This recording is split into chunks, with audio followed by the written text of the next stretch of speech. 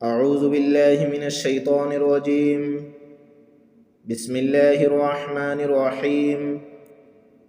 اللهم إني أعوذ بك من زوال نعمتك وتحول عافيتك وفجاءة نقمتك وجميع سخطك. اللهم إني أعوذ بك من زوال نعمتك وتحول عافيتك وفجاءة نقمتك وجميع سخطك.